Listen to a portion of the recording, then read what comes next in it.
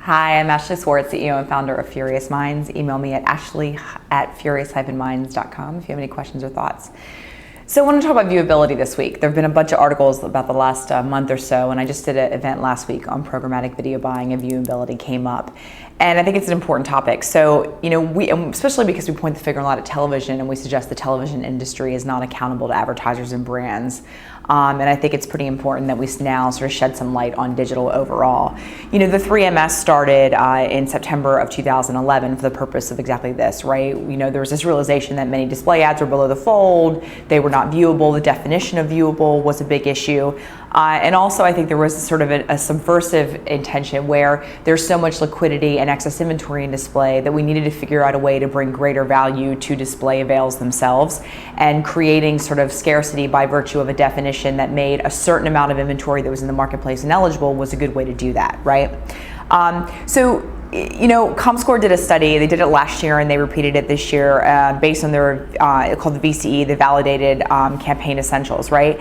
And what's scary is they sort of jumped up from like 18 campaigns to thousands of campaigns. They found that in June of 2013, 54% of display ads in most of these campaigns are not viewable, right? And this compares to sort of 31%, which was their estimate a year before. This is across publishers, exchanges, and networks.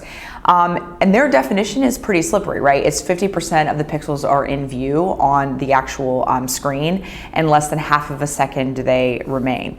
So whereas some of the standards we're seeing are 1 entire second, but we see that recall and click-through increases after 2 seconds. This definition of viewability sort of becomes an ever-increasing question as to, does viewability by the standards that we're establishing as an industry, even though there's dispute within them, drive ROI for advertisers?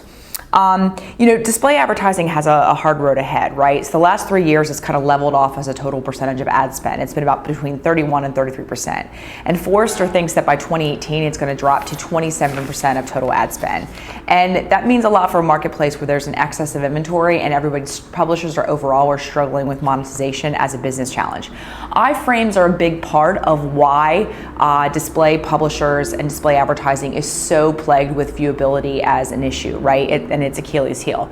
73.1% on exchanges and networks of the unviewable ads were attributable to iframes. It's slightly less for publishers, but at the end of the day, direct publishers with their direct inventory sales are seeing higher viewable rates, with about 53% being viewable, whereas networks and exchanges are around 31%. So what does this mean for publishers, right? Because a lot of our clients are publishers and they're struggling with what their revenue strategy is. They sell direct, they go programmatic, how do they actually sell through networks? What do networks mean in today's ecosystem? Because are they just sort of a, race to the bottom? Is it bargain basement commoditization of your inventory? And I think that viewability as a conversation is means a couple things for publishers. Immediately, it's a business problem because there's going to be a hard cost to actually deploying the tools to ensure viewability to your advertisers, particularly those the ones you're selling direct and you're selling premium inventory.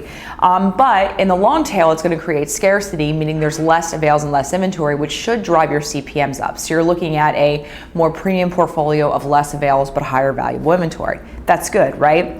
The other thing is that, could this be the death of ad networks? If we're seeing that ad networks and exchanges aren't actually delivering, sort of on par viewability as a percentage of total avails delivered, what does this mean for them, and what does this mean for the value they deliver to advertisers? The fact that there's no standards around viewability is a big issue, right? The other issue is that, for display, how do we create premium inventory in the marketplace? Rich media isn't cutting it. We're seeing that still, even some of the rising stars for the IAB, their new rich media ad formats, we're still seeing viewability plague them as an issue.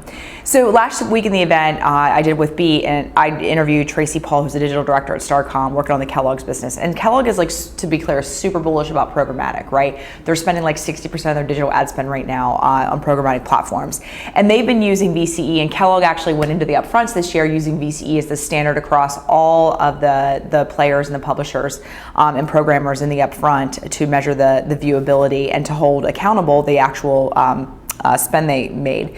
So we saw that after a year, for 2 brands within the Kellogg portfolio using VCE, they saw a 5 to 6% increase in ROI for their digital ad spend. Now, they were also shifting more and more dollars into programmatic, but we're seeing that viewability as a standard does in fact drive ROI for digital advertising. So what's this mean for video, right? Well, TubeMogul actually sort of has led the charge in the industry, and there are many divergent different video standards. Google has one, that's falling off the tails of their display active video, which got approved by the MRC in April of this year. So Tube is actually leaving the standard with an open source, right? They're calling it OpenVV or Open Video View. They brought on board Brightroll, Innovid, LiveRail, Spot Exchange, the big guys in the industry of video, and they're really trying to accelerate it. And I think what's really smart is they're learning from display's mistakes, and instead of sort of waiting for the ruler to hit their knuckles, they're trying to get ahead of the curve and actually, hold themselves accountable, and then as a result, drive the value of their inventory up, or the inventory that goes through their platforms. The other interesting thing is this is all going to be good for DSPs. Brands like Ford, like Kellogg's, et cetera, are starting to actually deploy their own DSP, buy-side sort of platforms, and they're disintermediating exchanges and networks as a result to get closer to direct publisher inventory, which also means that the viewability as a percentage of the total inventory that flows through that DSP is probably going to be higher because publishers tend to perform better as a percentage of total avails. I think this is great for the industry in that, advertisers and brands are going to have more predictability and a greater sense of assurance that the money that they're spending actually is being used in an effective way and buying real, tangible inventory that's being seen by consumers or audiences online or wherever. For video, this is paramount because if video truly wants to continue to cannibalize television dollars, we have to raise the standard and lead by example, and measurability and viewability are paramount in actually being able to lead that charge. Questions, comments? Let me know. Ashley at furious-minds.com. Thanks.